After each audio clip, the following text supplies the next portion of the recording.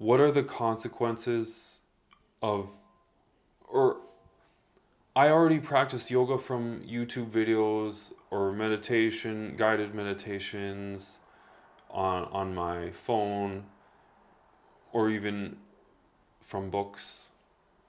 So why can't I just use those? You can do those, there is no problem. You can practice the yoga from guided meditations, guided yoga YouTube videos. You can take some books, like a lot of books are available. You can take those books and continue to practice yoga. There is no consequences, there is no side effect. You can still do it. But how do you know that you're reaching somewhere? How do you know that you are on the right path? If you are on a journey for absolutely unknown, then how you will know that you are on the right track? It can be a track of your own ego. It can be a track of your own superimposition of thoughts. It can be a track of which taking you anywhere, not where you really wants to go. So there is no consequences, there is no side effect. But the problem with the YouTube videos and with the books is not every writer is an enlightened person. I tell you, for an example, very simple thing. There is a Patanjali Yoga Sutra, which is called as like a Bible of yoga. And this Patanjali Yoga Sutra has been translated into many languages. And I was sitting one day at a home, and Jacob was with me and Alisa was with me, and we was preparing for something different, there was not even a topic of practicing yoga. And somebody asked me one time to write a translation, not translation, how you call it, commentary on Patanjali Yoga Sutra. So I just bought a book. I never read it, and never opened it. And it was lying down somewhere next to me when that day I was sitting. I just took it. I said, okay, the guys are busy in shooting, preparing everything, mics and everything.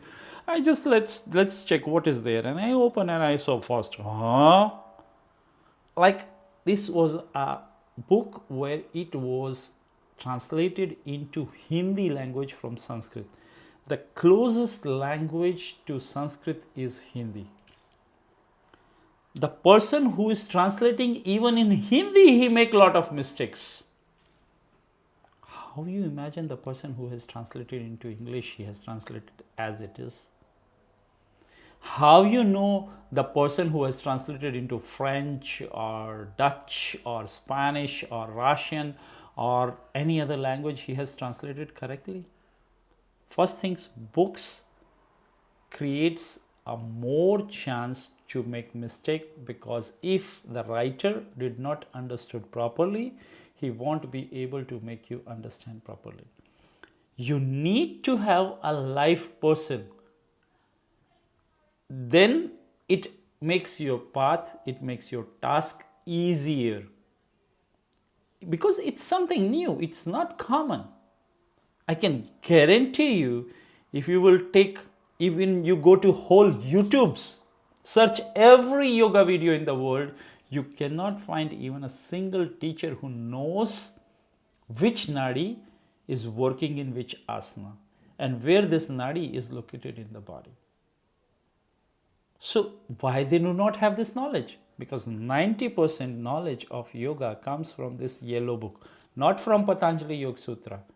99% of the people did not even understand Patanjali Yoga Sutra. They maybe just read the translation version. So this yellow book, which is from Bihar School of Yoga and which is taught to every yoga school, like teacher training yoga, YTTC, TTC, when you go, and this is, they teach from this book. They have lots of mistakes in this book. Lots of mistakes in this book. Pranayama's names are also not correct. So, if you learn wrong and you create the pattern in your head wrong, then what result will come? I give you an example. Suppose you're born in some place, or you born in a countryside house and your city is very far from your house, and your parents somehow by mistake started to call chair as a table. Like they call chair as table and table as chair. And you grow up with this information all your life. When you go first time to the city, when you're already grown up, you will think people are stupid, They are calling wrong. But everybody cannot be stupid. So if you put a wrong information in the beginning of your path, you will never reach a right destination. And this is the lack of right alive guru in life. When a live guru is there, he can tell you that here, this is something wrong. Yoga is not about discipline. Everybody is telling yoga is about discipline, yoga is about discipline, yoga is about discipline. No, yoga is not about discipline. Yoga is about self-order. Anushasanam. Ataha iti yoga anushasanam. It is like self-order. Coming to yourself in a order. Bringing you into your order. Where is Master? Master is only outside giving you this support. He's embarrassing you. Not embarrassing you. Embrace. Embrace. He's embracing you. He's just providing you this atmosphere where you can come to yourself. When you can connect to deeper you, a bigger you. This you will not get. This support you will not get on books, on internet videos. Internet gives you knowledge in the terms of information. But then this knowledge has to be turned into the terms of experience. Then only it will change, it will make wisdom in you. If the knowledge is only stays in the terms of information and does not converts into the terms of experience, then you never get wise. And that's why I'm sorry, but a lot of practitioners looks, for me, not very wise people. Okay?